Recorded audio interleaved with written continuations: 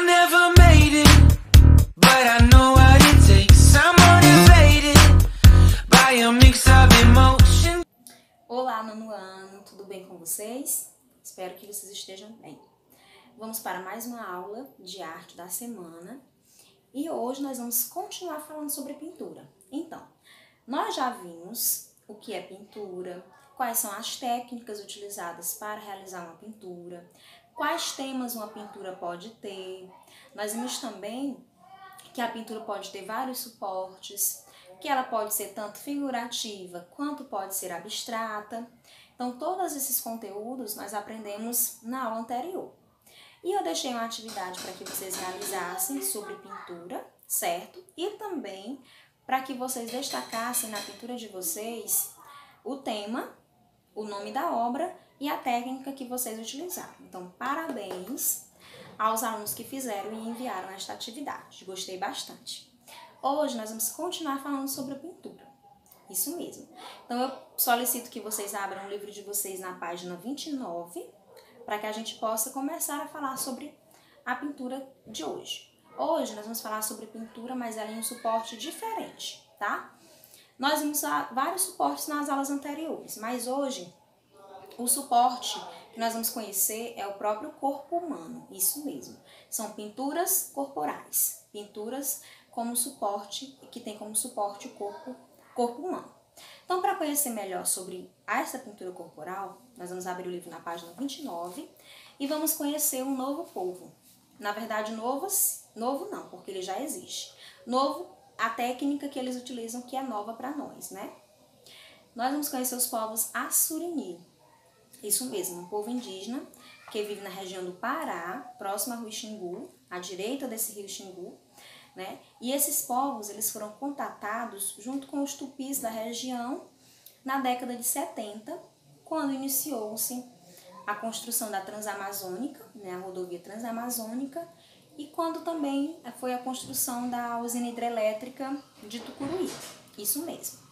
E esses povos, eles têm uma característica muito peculiar, uma característica muito particular deles, que é a utilização de desenhos geométricos, isso mesmo, desenhos geométricos para pintar o próprio corpo e para pintar os objetos do quais eles possuem, certo?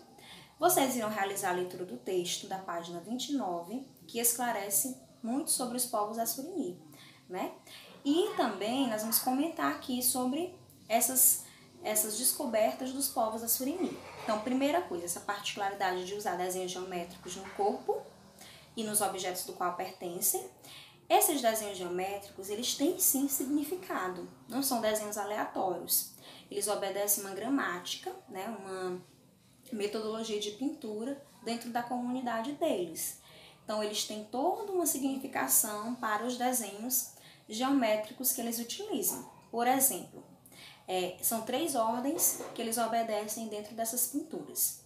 A ordem cultural, a ordem sobrenatural e a ordem da natureza. Então, essas 3 características, elas são ponderadas na hora de pintar o próprio corpo, certo? Outra característica também, citada lá no texto da página 29, é que mesmo o corpo sendo o suporte de excelência deles, eles fazem essas pinturas, essas decorações, obedecendo a algumas regras. Isso mesmo. Como eu falei para vocês, não são pinturas aleatórias, de formas geométricas, sem nenhum planejamento. Essas pinturas corporais, elas seguem uma regra. E essa regra, elas dizem respeito ao sexo, à idade, à atividade desenvolvida dentro da comunidade, que a gente já conhece que outros povos indígenas, eles já fazem isso também.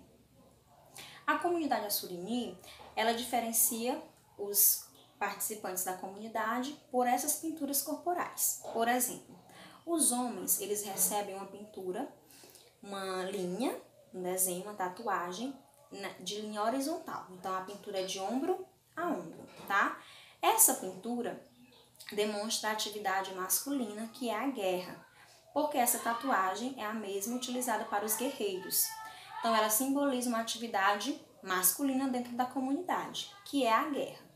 As mulheres, elas recebem uma pintura corporal de linha vertical até o ventre, simbolizando assim, né, a maternidade. Então, a gente já diferenciou aí homens e mulheres, tá? As crianças, elas também, as mulheres, porque a função de pintar o corpo é função das mulheres dentro da comunidade. Então, elas aprendem desde bem pequenas a realizar essas pinturas. Isso mesmo.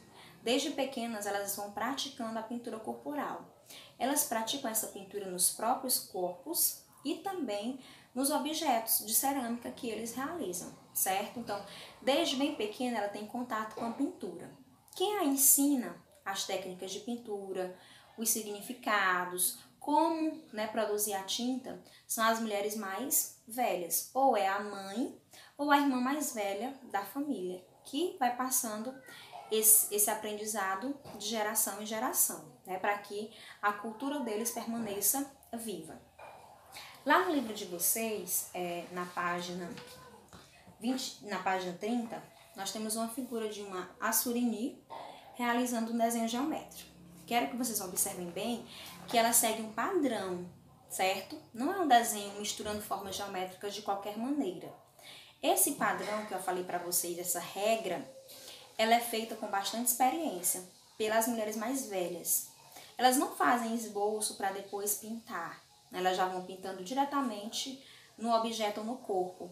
A experiência delas com pintura é tão grande que elas fazem mesmo sem fazer rascunho nenhum, sem fazer teste algum, certo? E aí é com essa experiência que elas ensinam para as mulheres mais novas. Então, outra característica aí, fundamental nesse estilo é essa experiência com a técnica, né?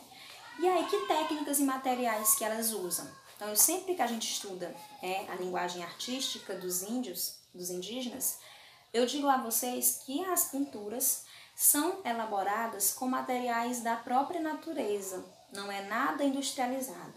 Eles mesmos constroem os pigmentos que eles irão utilizar. E não é diferente com os povos Assurini, não. Então, lá no livro de vocês, ainda na página 30, tem um texto falando sobre técnicas e materiais, tá? Então, primeiro vamos pensar. No corpo humano é um material diferente dos objetos. Por que no corpo humano? Porque o corpo humano ele vai tomar banho, ele vai andar no sol, então tem que ser uma técnica que seja mais duradoura, né? Uma técnica, porque o corpo humano não pode ir ao fogo para que essa técnica se fixe, então é uma técnica diferente. Então eles usam o quê? O suco de um fruto, o genipapo, vou colocar para vocês aqui verem como que é o genipapo. Só que eles usam esse genipapo ainda verde. Então eles vão tirar o sumo do genipapo, tira esse sumo bem tirado, né, que é a tinta vegetal. E os pincéis que eles utilizam também são pincéis naturais, né? O livro é bem claro que diz que eles usam uma lasca de palha de babaçu para realizar a pintura. Tá? Então, os dedos também é colocado aí, né, como ajudante na pintura. E um talinho encapado de algodão. Então, eles pegam o algodão, também natural, né, na própria comunidade deles, e encapam a pontinha do talo, para que a tinta realmente fique segura, né, para que não seja tão borrada e para que também não escorra tanto. Então, coloca-se no algodão. Então, ele explica como que é feito o processo. Então, primeiro, se rala o genipapo, não é isso? Está dizendo aí, rala-se o fruto na raiz da palmeira. Ralou o fruto do genipapo, eles vão tirar um sumo. Esse sumo, ele vai ser misturado com carvão vegetal, é o carvão.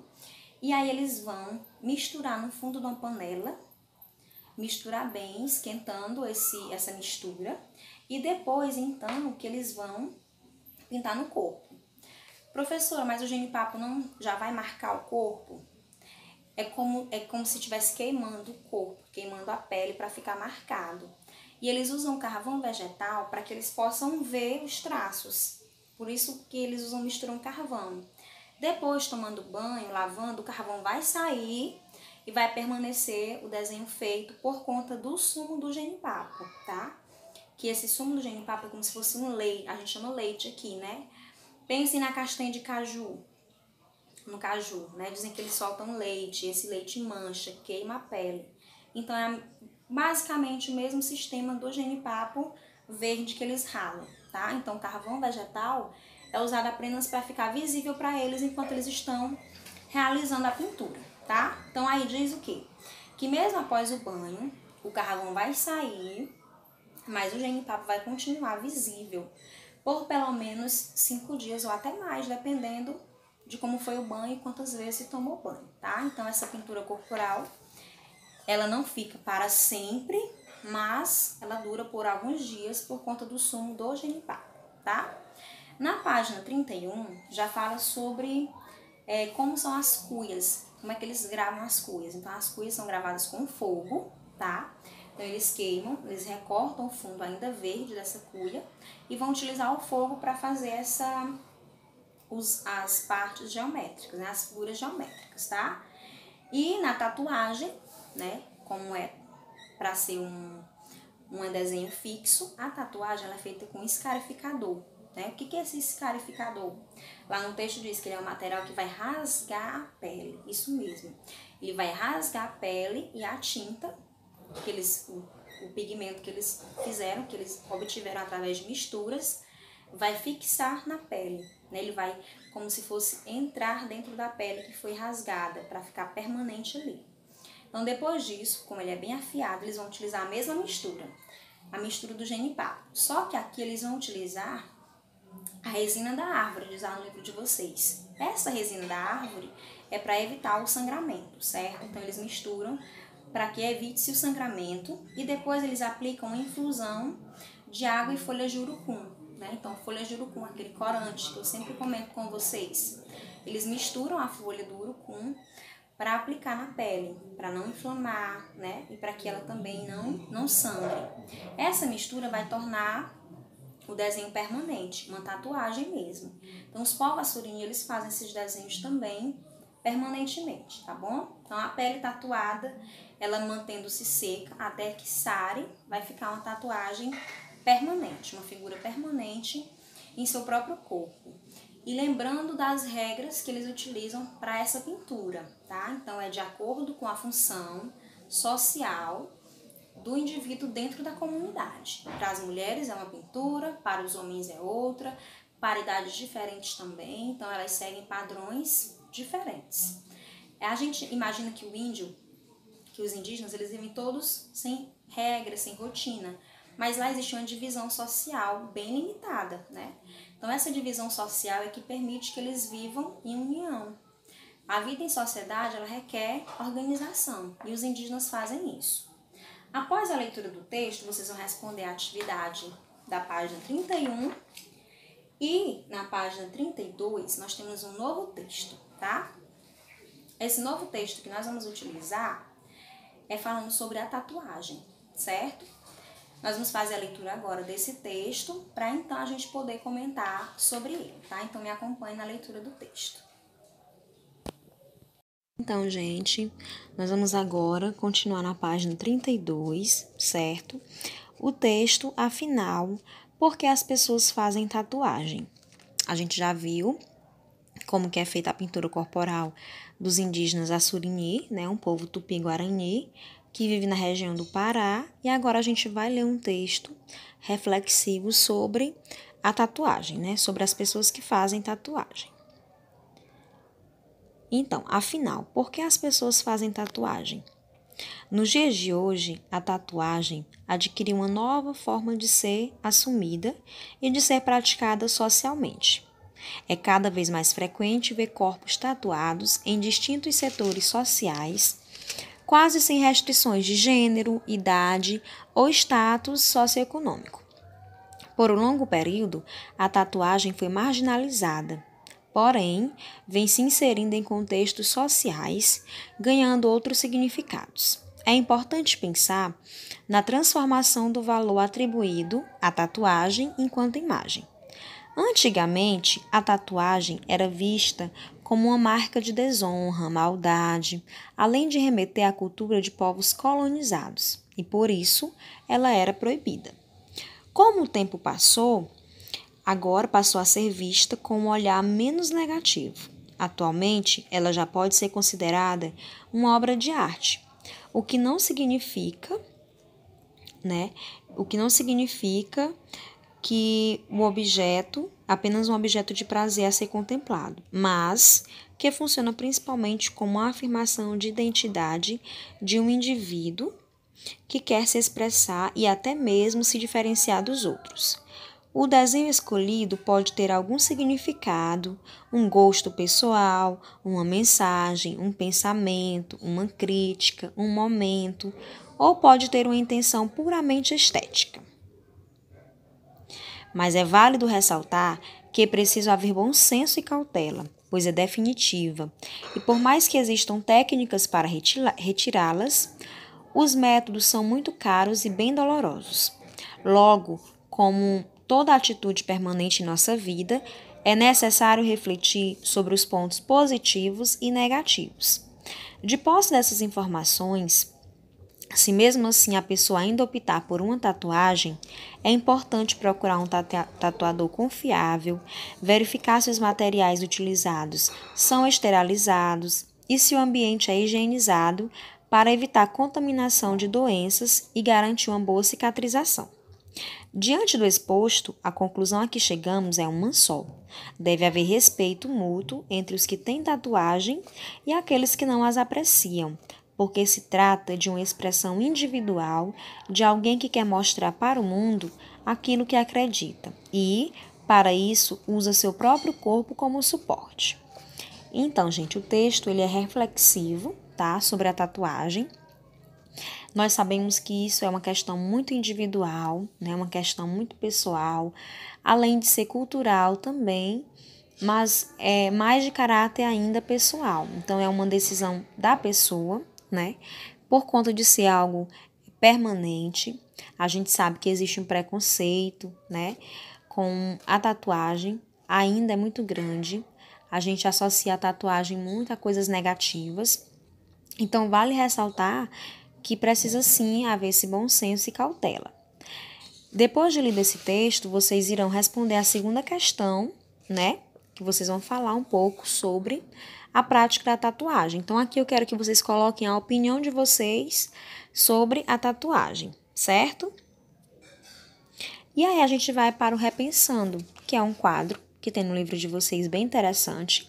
E aqui nós vamos fazer uma retrospectiva de como outros povos também utilizam a pintura corporal. Então, nós já vimos que o corpo também pode ser suporte para a pintura. Vários povos do mundo inteiro utilizam a pintura e utilizaram a pintura corporal para representar artisticamente. Os egípcios ficaram famosos por utilizar uma maquiagem marcante. Os olhos eram pintados com couro, mistura do mineral malaquita com carvão e cinzas. Essa pintura, além de proteção, era uma forma de distinção social.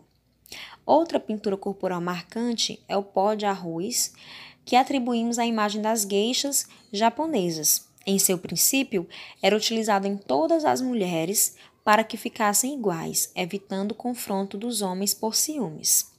Então, vocês estão vendo aqui que a pintura corporal também é cultural. Então, cada civilização ele desenvolve uma pintura corporal diferente e com objetivos diferentes. Então, lá nos egípcios, a gente vê que realmente as mulheres elas andavam bem maquiadas, bem pintadas.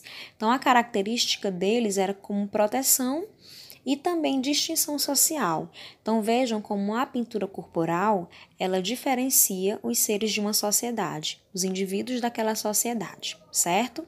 E já na pintura das geishas, era utilizado como maneira de deixar todas iguais, para que assim os homens, não provocassem ciúmes nas próprias mulheres. Vamos para a pintura chamada Mehndi, que é uma tradição indiana, constituem diferentes grafismos feitos com a tinta de rena. São grafismos específicos para celebrações de casamentos, enterros e batizados e carregam várias simbologias.